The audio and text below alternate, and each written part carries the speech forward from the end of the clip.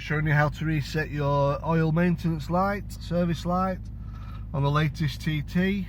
All you're going to use is the large button here by pressing it down, and this left hand button here.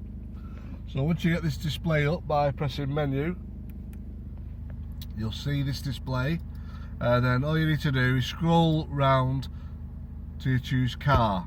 Press the large button down to select. Then when you get this menu, you've got to press this left hand button here.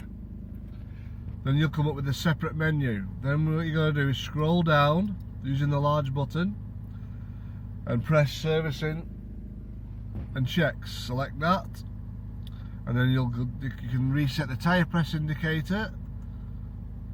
So we've already done that, so we'll go back. Service intervals, so you select that, scroll down to your reset oil change, select that, and you can reset the oil service. It's easy as that. And then all you have to do is press the back button and you're back to your normal menu. Thank you, bye.